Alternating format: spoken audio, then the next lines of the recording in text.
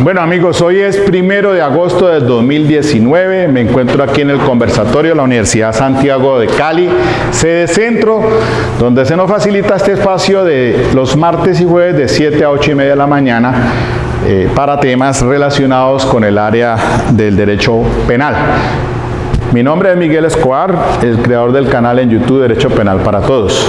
Hoy vamos a seguir trabajando un tema interesantísimo sobre la prueba directa, prueba indirecta, el tema del inicio, un preámbulo para el manejo del interrogatorio y el contrainterrogatorio en un taller que tenemos pues acá ya predispuesto para eso. Ok, bueno amigos, buenos días. Buenos días.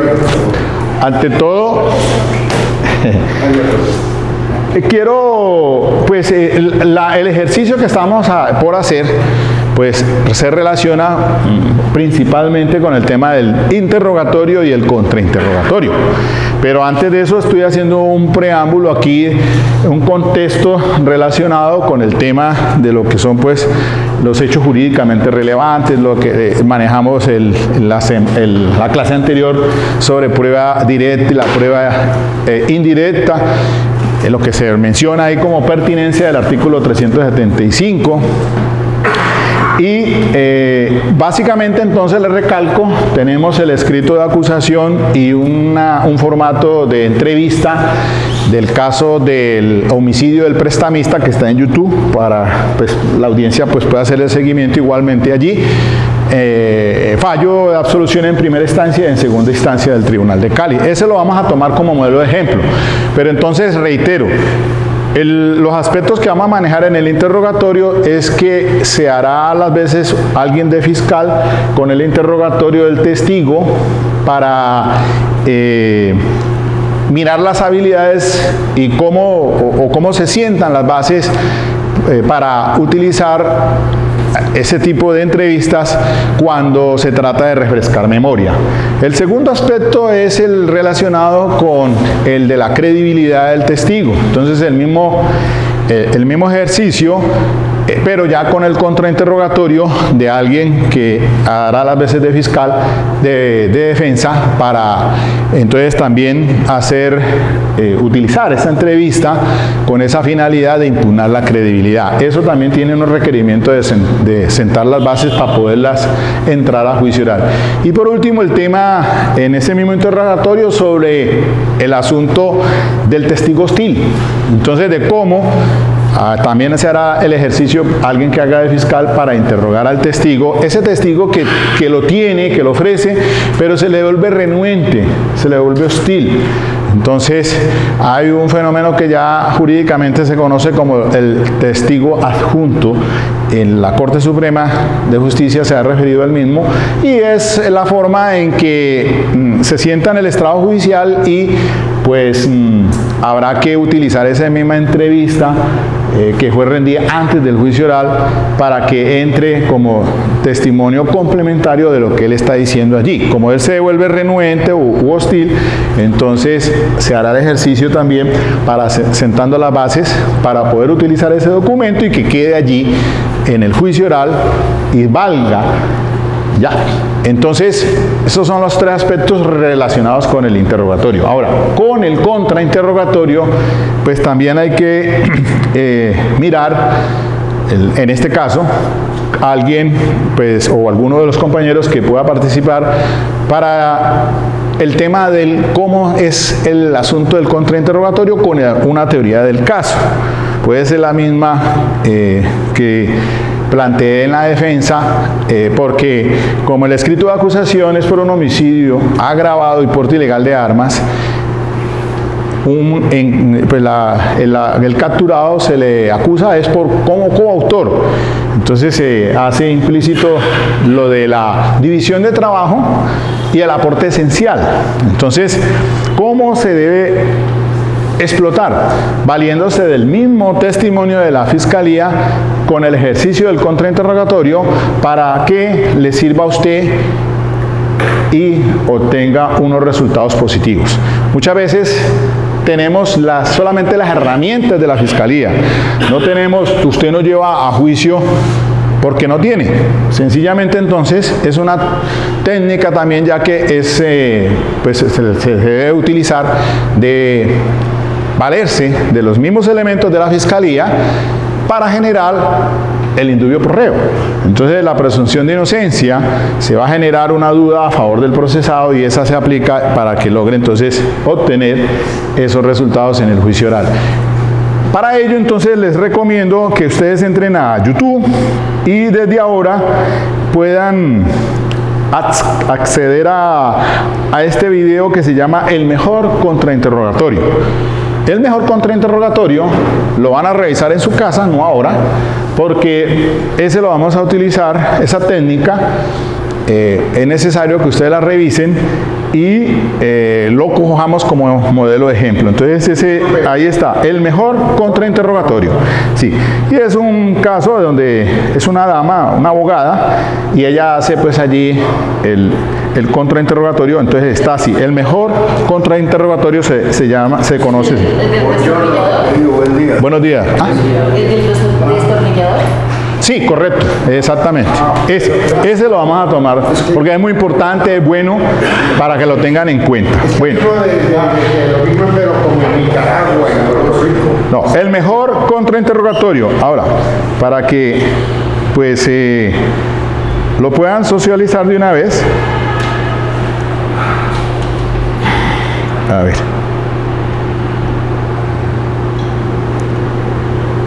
El color exacto de ese pantalón, ¿verdad que no? Entonces, es este. Después del asalto se dirigió a la empresa combustible.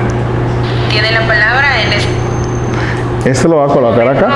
la representación de la defensa para que efectúe. Entonces, yo ya le facilité a usted alguno, ¿no?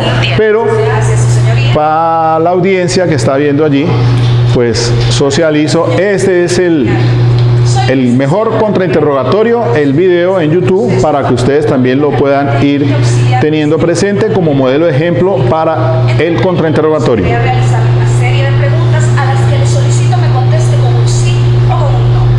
Usted nos ha dicho que usted lo ha asaltado a los sujetos, ¿verdad que sí? Sí. Lo cierto es que estos sujetos eran un hombre y una mujer, ¿verdad que sí? No. Bueno, listo. Es cierto. Entonces ahí queda ya de tarea eso para que podamos entonces hacer el ejercicio aquí posteriormente con este caso para el manejo del contrainterrogatorio. Bien, yo quiero complementar un poco más el tema de la clase anterior, porque me parece importante que manejemos estos aspectos jurídicamente cuando se trata de hechos jurídicamente relevantes.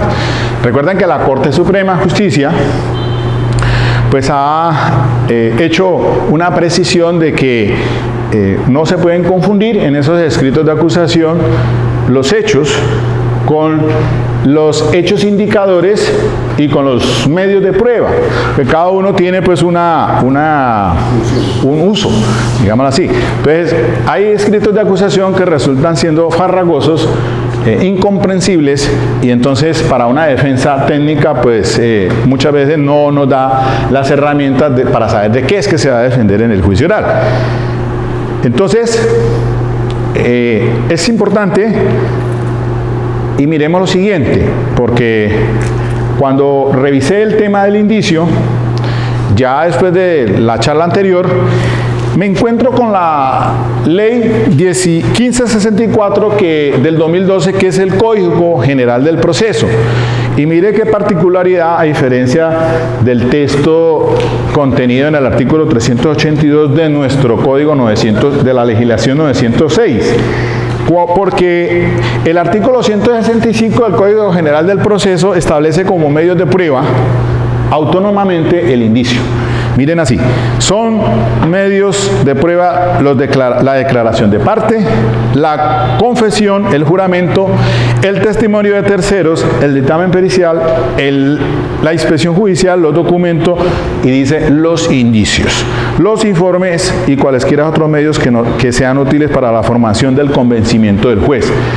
A diferencia de la 906, porque en el artículo 382 pues indica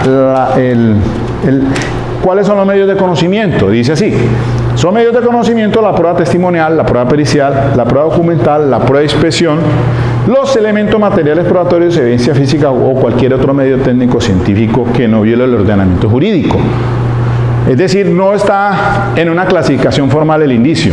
¿Por qué? Porque es que el indicio es derivado, y a ello aludí cuando cité inicialmente al doctor Germán Gómez Pavón, porque él, Germán Pavón Gómez, en un texto, una monografía que se conoce como el Dialéctica Sustancial del Indicio en Materia Criminal, Ciudad de Panamá, de julio 30 del 2010, concretamente dice pues que lo siguiente en ese tema, dice: por el contrario, aquel constituye una categoría, refiriéndose al indicio, que no tiene existencia autónoma, sino derivada, y se proyecta como un fenómeno que emana de manifestaciones personales o reales.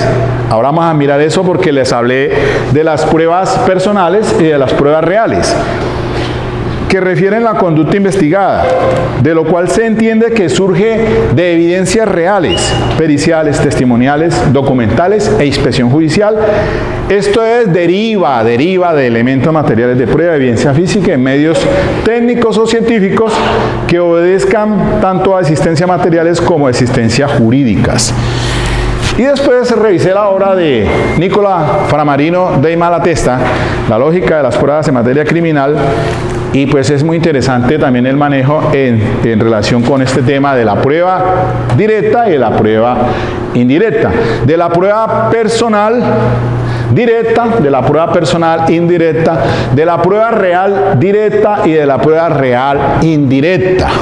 Entonces, para clarificar entonces que a diferencia de la legislación del procedimiento civil, dice, por ejemplo, el artículo 164 dice que la necesidad de la prueba es lo siguiente: toda decisión judicial debe fundarse en las pruebas regular y oportunamente allegadas al proceso.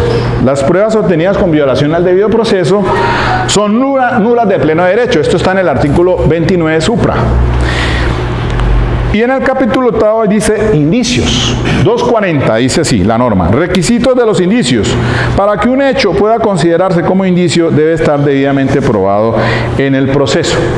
Y el 241 dice: la conducta de las partes como indicio, el juez podrá deducir indicios de la conducta procesal. Miren eso, lo importante de ese tema allí. Y el 242, para terminar, en la legislación del Código General del Proceso, sobre apreciación de los indicios, dice: el juez apreciará los indicios en conjunto, teniendo en consideración la gravedad, concordancia y convergencia, y su relación con las demás pruebas en el proceso. Luego, entonces, la diferencia de la legislación nuestra, de la 906 referida al Código de Procedimiento Penal, pues no está como prueba autónoma, sino derivada. Esa es una primera conclusión a la que tenemos que llegar. Es decir, el indicio puede derivar de un testimonio, puede derivar de un documento, puede derivar de un perito, de un elemento material de prueba. Por eso el artículo 275 hay un catálogo cuando nos dice las huellas, los objetos que se refieran a la ocurrencia del delito. Allí. Doctor Roberto.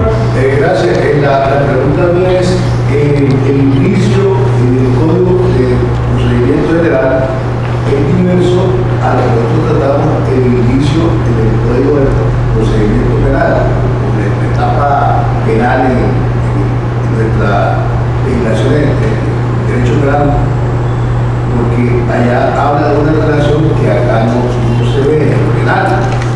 Es decir, es más difícil sacar un indicio en penal que sacarlo en civil. ¿Por qué, doctor Roberto? Si son lo mismo. No es lo mismo. Si hablamos en materia civil, hablábamos de que Nicola Framarino de Malatesta dice del indicio necesario y del indicio contingente. Y si daba, por ejemplo, el asunto del ejemplo del feto pues se da a entender necesariamente de que hubo una relación carnal previa.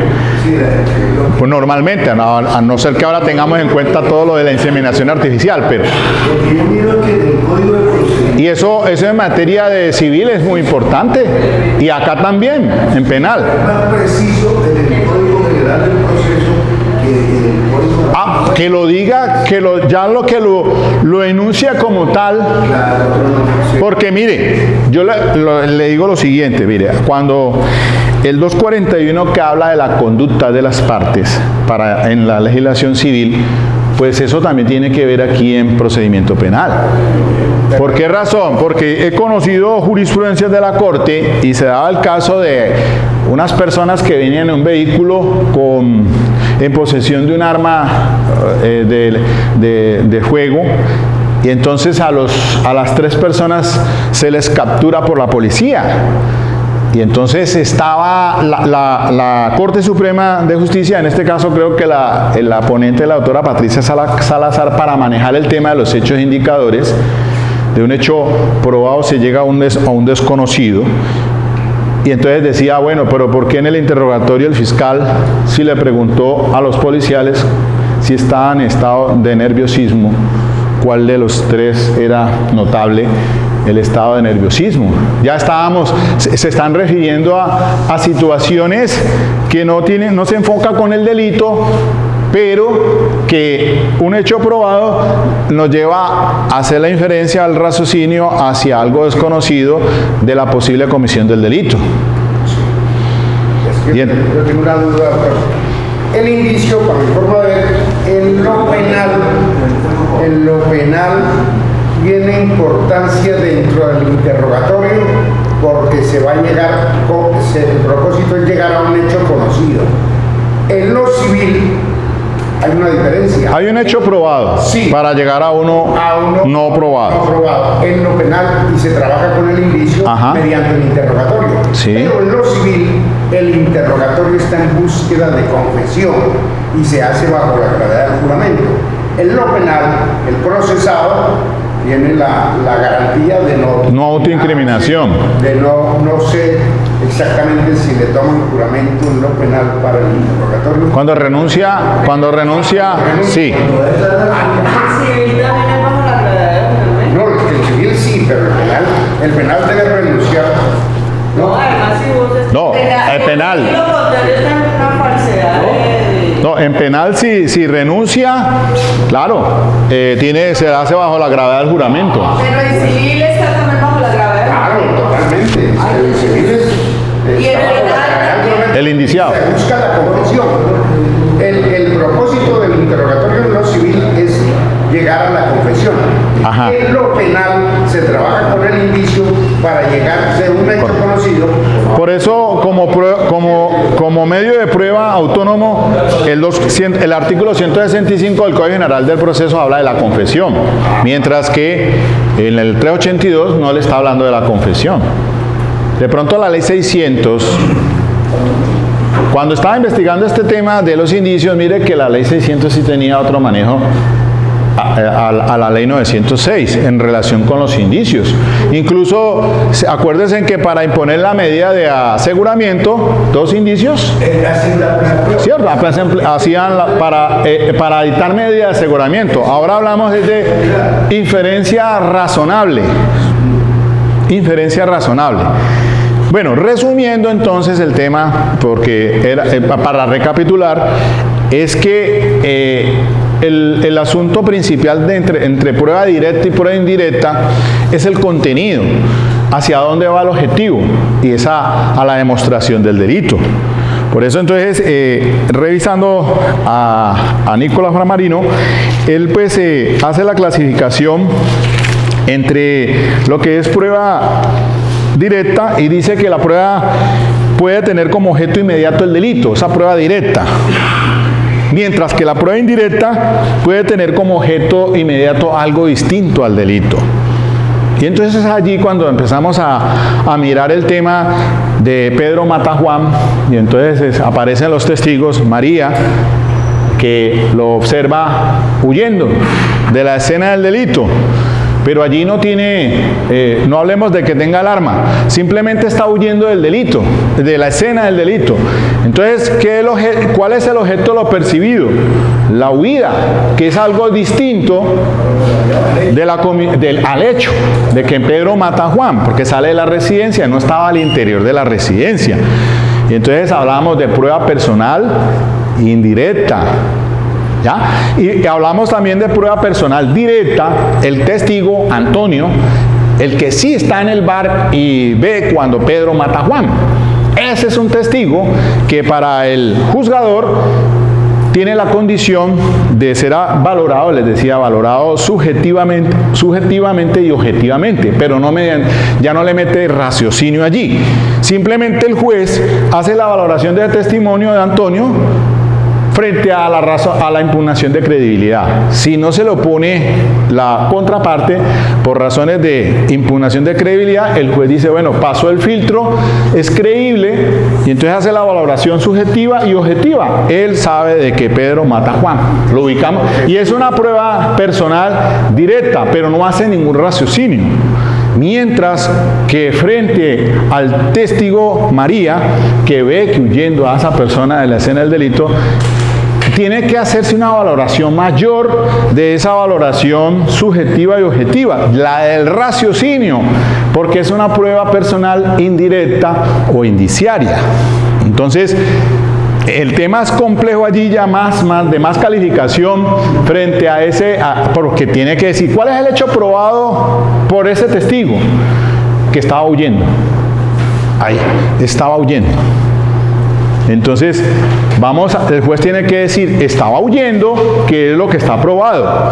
Y yo voy a inferir que estaba corriendo porque acaba de matar a Juan. Es una inferencia.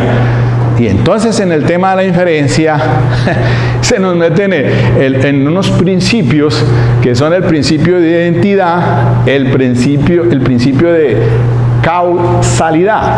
Toda causa tiene un efecto. Y entonces, además de eso, según los principios filosóficos, son 8.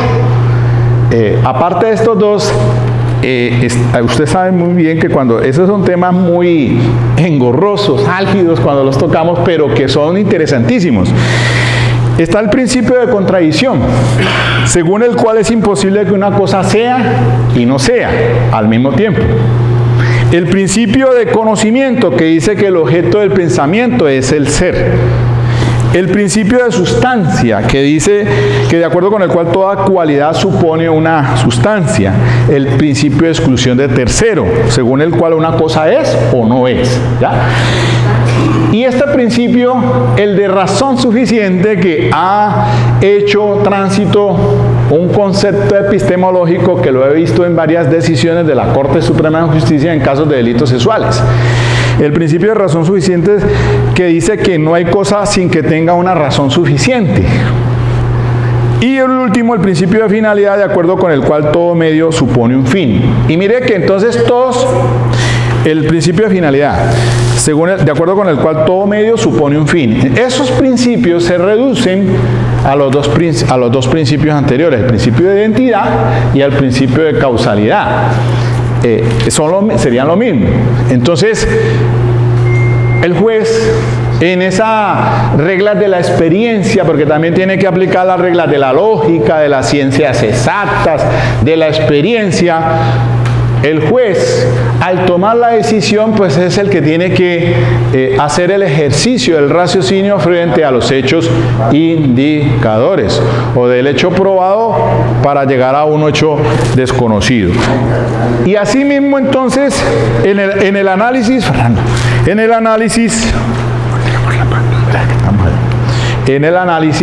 de la prueba real, ya miramos el tema muy brevemente de la prueba personal directa e indirecta. Ya quedó claro eso. Ahora la prueba real directa y la prueba real indirecta. Porque allí también existe, por ejemplo, una letra de cambio. En un juicio una letra de cambio no demuestra el delito, sino que hace parte de la investigación que se está llevando a cabo. Y se da un ejemplo aquí en el caso por Malatesta, en su obra de la lógica de las pruebas en materia criminal, cuando el acusado, está en el juicio y se muestra nervioso frente a una prenda de vestir, en un caso, dígase usted, de homicidio. Ese comportamiento, como tal, es un hecho indicador que nada se relaciona con el delito, pero que sí es una prueba real, indirecta. Y así les decía entonces, cuando la corte, el caso es de las personas que vienen en el vehículo con un arma de fuego, el nerviosismo como tal, había que tenerlo en cuenta. De estas personas, quién estaba nervioso, porque es un hecho indicador, si bien es cierto, no es el mismo delito, pero hace parte de un hecho probable al cual se llega a demostrar el delito. Eso es muy relativo, eso es muy relativo. ¿Por qué dice que es relativo? Mira, Explícate. ¿Perdón? Es muy relativo porque hay como dos casos. Espérate que es que de pronto no te coge la audiencia. Háblame durito y vos. Es muy relativo porque muchas veces el que ha cometido el hecho dice, si usted se la denuncia y me prueba, y eso también es un hecho indicador. Es un hecho indicador, ¿vale? Que denúncieme y me pruebe. Y uno puede hablar de lo que ha dicho en los medios de comunicación, ya todos los días se habla de la gente. Dios, mamá, Pruebe. Bueno, mire, yo me fui pensando. Entonces, lo que digo, que una de las cosas más importantes de los jueces es que los litigios están complicados, que si quieren construir un litigio, quieren poner otro, lo construyen. Por eso que tú dices, hay que trabajar mucho en los litigios, porque no, joder. Claro.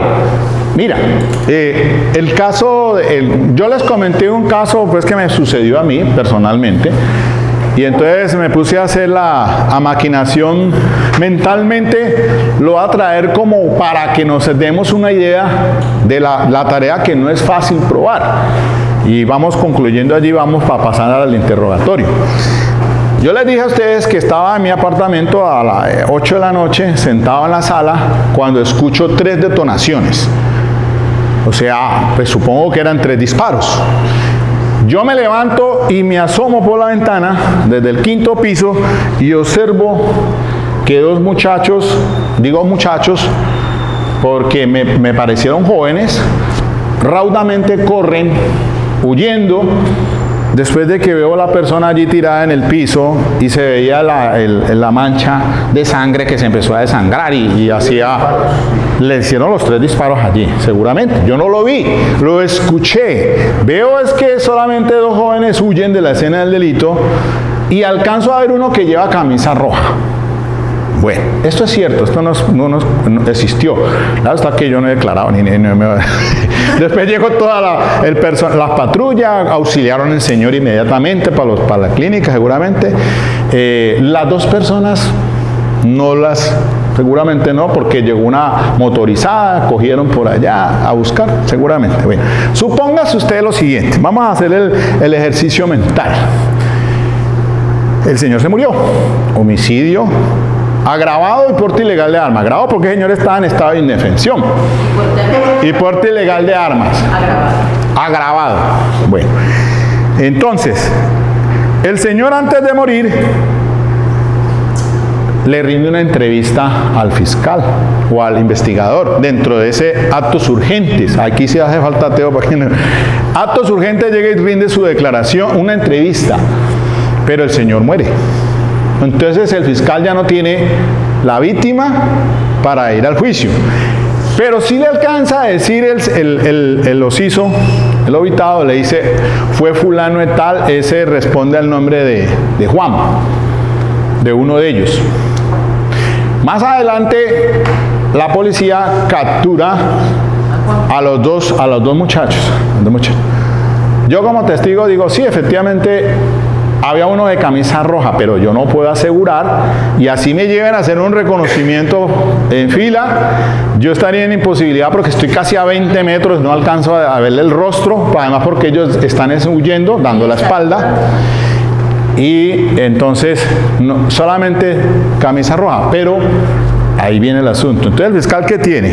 La prueba, la conocida como prueba de referencia, que no está el compañero que preguntaba eso. Con esa piensa ir al juicio. Tiene los dos capturados.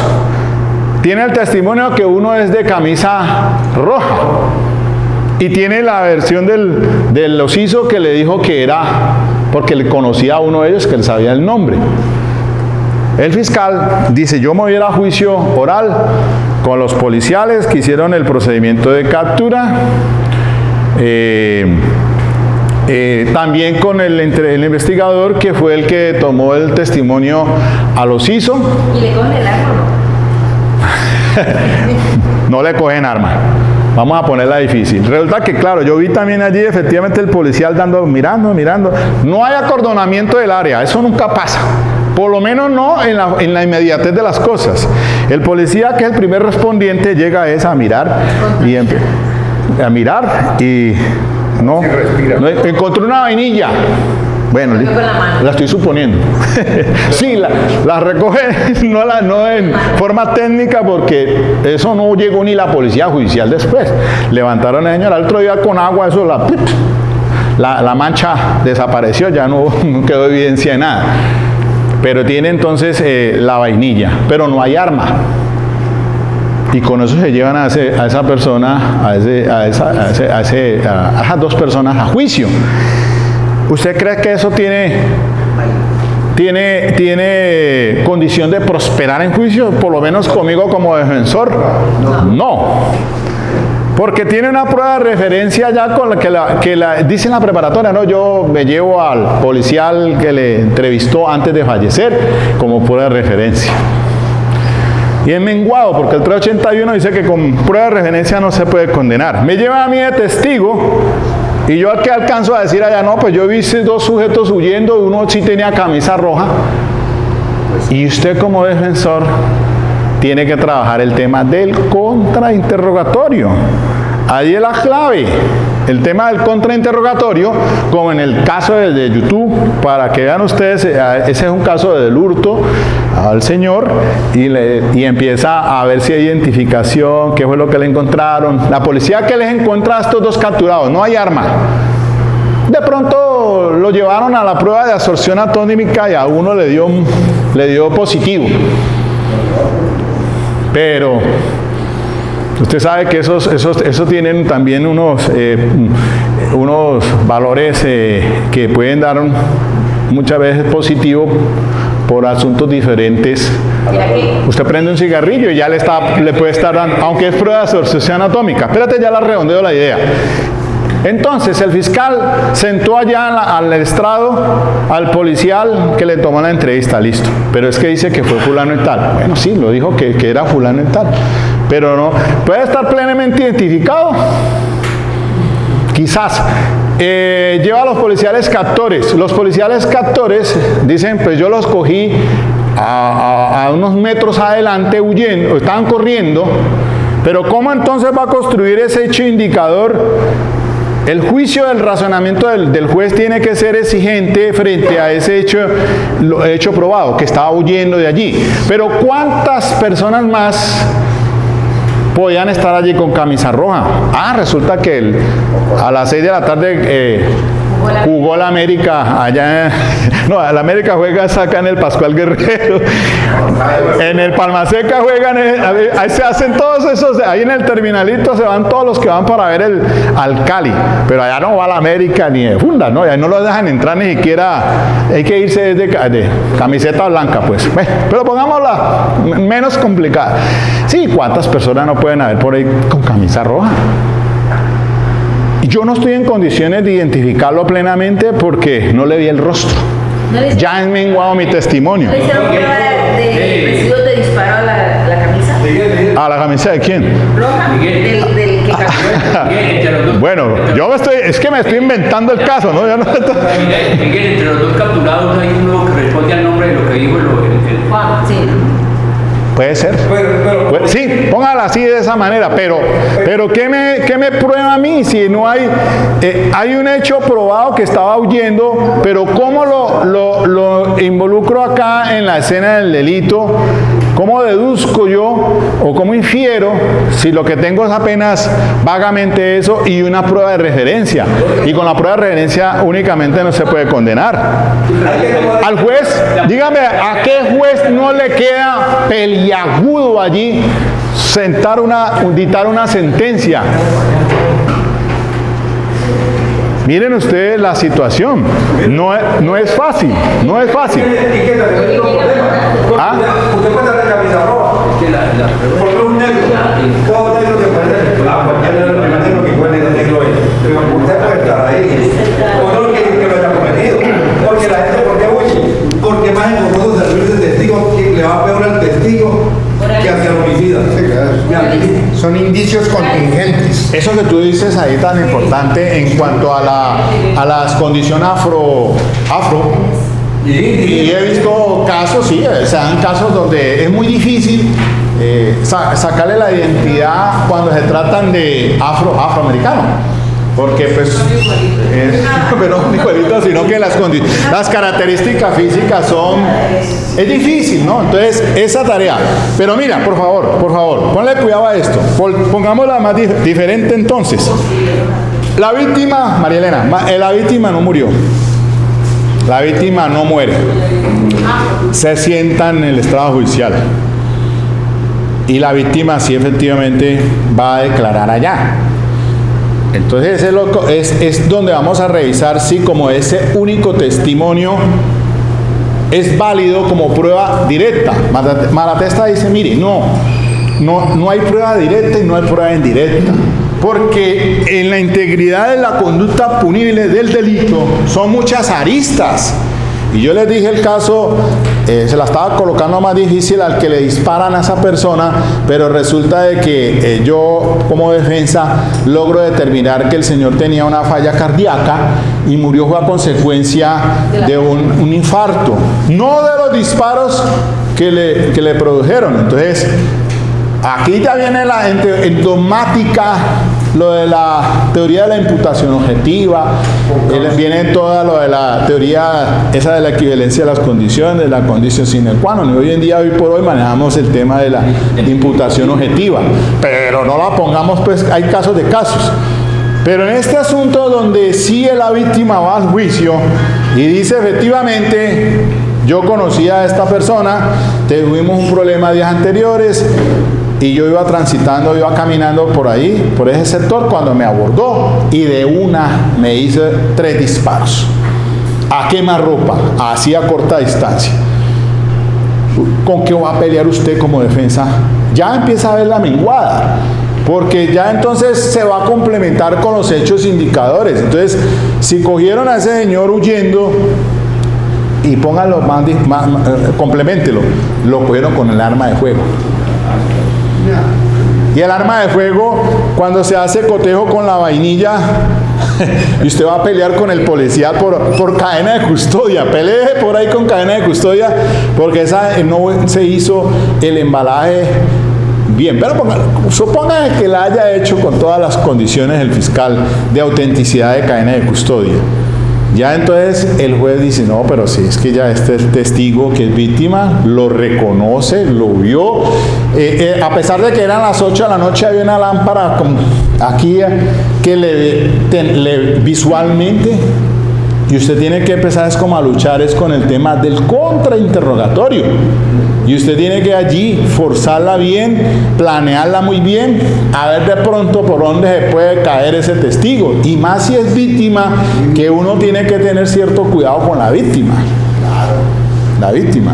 Entonces, le súmele a eso el hecho indicador de la condición de la fuga. Entonces, lo que hay que distinguir, y les dije en la clase anterior, es que en el caso de María, que lo ve huyendo de la escena del delito, pues ella del objeto percibido es la huida, pero si lleva el arma de fuego en la mano, entonces ya es una prueba personal directa de la acción criminal porque lo ve no solo huyendo, sino llevando el arma de fuego. Objetivo y determinante. Y ahí usted podría dar una confusión y decir, no, es que ya solamente es un hecho indicador. No, ya es una prueba personal directa, porque obviamente no solamente tener que está huyendo, sino que lleva el arma. Y el policía que estaba en la esquina de turno, efectivamente hace la captura y va a declarar que ciertamente le encontró esa arma de fuego, y el balístico que llegó al juicio dice, sí, efectivamente esa arma es correspondiente, la vainilla que se le encontró en el tambor y el proyectil que tenía lobitado son correspondientes con esa arma de fuego. Y le hicieron pruebas de residuos de disparo. Y le hicieron además pruebas de residuos de absorción atómica. Allá, ese. Yo digo, como que, señor, más bien vamos a preacordar, porque la cosa no hay más que hacer. Hay que también ver esa alternativa, ¿no? Porque si uno, ¿eso dónde lo examina usted? ¿Dónde examina todo eso? Usted lo va a examinar desde que entró a las audiencias pristinas de legalización, de captura, de imputación y de medida de internamiento. Allí, ya usted cuando el fiscal hace ese descubrimiento para esas, ahí usted se va dando cuenta si tiene pelea o no. Si espera ya el escrito de acusación, pues recordemos que ya los preacuerdos tienen otra situación. Entonces uno no puede descartar en ciertos casos pues la posibilidad de hacer algún tipo de negociación, porque pues el sistema también lo permite, ¿no? Uno dice, no, pues demos la pelea hasta lo último. Y hay delitos que puede presentar eso, ¿no? Démosle aquí la palabra. Acaba de entrar un caso, fuimos a acusación y entonces es un porte de armas. Sí, así. Es un porte de armas de uso restringido. Por favor. Porque cogieron el arma supuestamente con un proveedor de 14 o 15 Por favor. disparos. Lo que era un arma y un proveedor. Un proveedor de 15 proyectiles. Entonces, la narración de los policías es que ellos le hacen el pare y él huye, y entonces ellos lo persiguen y llegando a la casa de él, él se baja de la moto, que ellos en la huida le alcanzan a ver el arma aquí en la pretina del pantalón. O sea, huyendo y le alcanzan a ver. Y que cuando él llega a la casa, la puerta de la casa de él está abierta y él tira el arma y cae en una cama. Entonces... En la casa de él. En la casa de él, ¿ya? Entonces, yo le pregunté a él, venga... ¿Usted ya no es porte, no tenencia? No. Entonces, el verbo recto.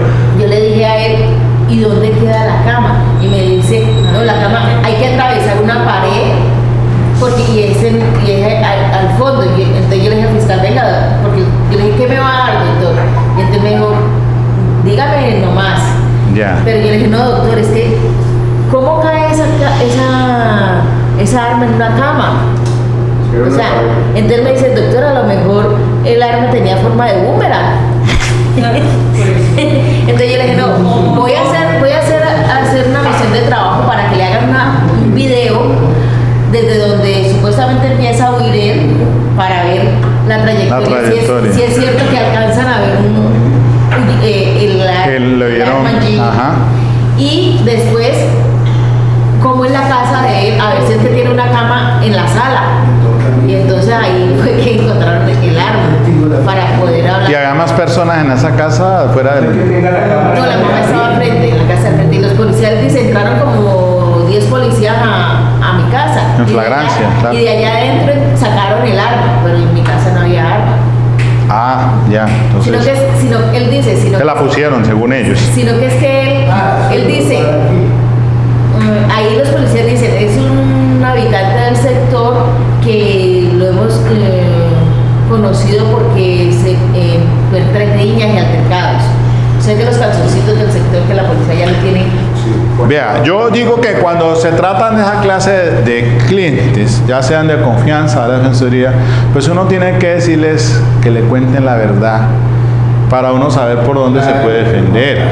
Porque pues con esa inverosimilitud que estás planteando de que pues efectivamente apareció el arma en la cama, que la policía, No, es que la es difícil que la policía, no sé, a no ser que tengan una animaversión con la persona para colocarle un arma, pero qué policía va a tener un arma de más como para decirles yo lo voy a montar de un arma. Entonces todo eso está dentro de, no, hay que pensar, No, Miguel, hay que o sea, pensar. Lo que pasa es que hayas dicho que él giró desde afuera de la casa. El arma y cayó en la cama. En una cama. Bueno, pues Entonces, eso es inverosímil. Sí, porque pues ahí... Porque otra cosa que me contó el mismo fiscal fue que el día anterior había un muchacho en Buga muy cansón y que ese muchacho se metió, le dio el papayazo a la policía, se metió a una casa y lo cogieron saliendo de la casa, no tenía nada. Sí. La casa no era de él, ¿no? De lo cogieron, le metieron tentativa de hurto. Ajá. Y que el muchacho les dijo, no, es que se me quedó un maletín negro allá adentro. Y resulta que el maletín estaba lleno de armas. O sea, ¿quién?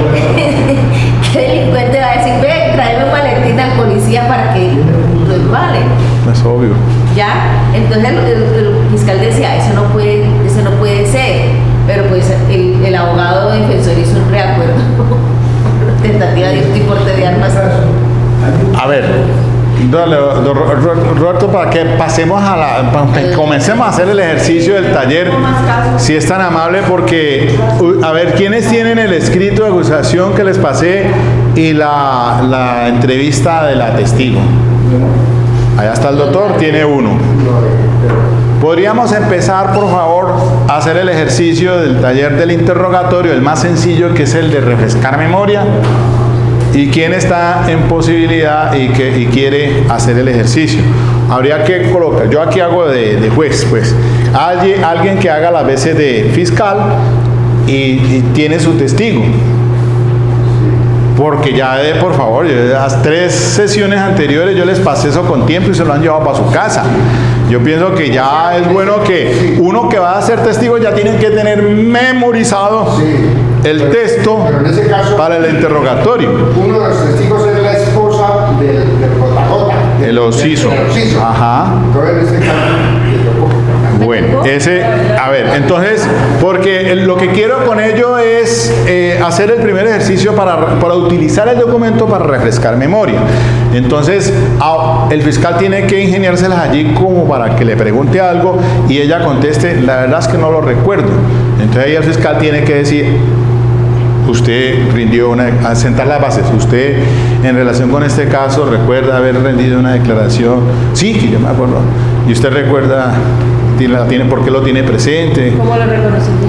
Entonces ahí, señor juez, utilizo la entrevista que rendió, por favor, entonces la pone en la disposición, la rota, y después entonces hace el ejercicio de sentar las bases, se la pasa, usted reconoce el documento que tiene en sus manos, sí, que lo reconoce. ¿Por qué lo reconoce? Porque pues es mi firma. Y la firma que aparece allí es la suya, sí, yo la...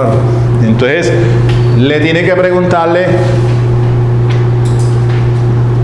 léalo, ¿qué? Mentalmente, exacto. Léalo mentalmente, entonces le retira el documento y hace la pregunta. Entonces pronto hacemos ese es el primer ejercicio, el más sencillo, el de refrescar memoria, porque estamos con el tiempo y son las 8:05 y ustedes ya en esto se tienen que ir y yo también. Entonces no le hemos podido avanzar para hacerlo. Ya yo hice la introducción y creo que es suficiente el tema de introducción. Ayer creo que el doctor Orlando Echeverry Salazar, el magistrado de aquí de la Sala Penal del Tribunal de Cali, están haciendo unas conferencias a las 5 de la tarde y habló sobre hechos jurídicamente relevantes. Sí, señor. Entonces, a ver, pero no levanten tanto la mano. ¿Quién? No diga yo. No importa que que el que quiera ser de testigo que no sea una dama, no importa. Así sea.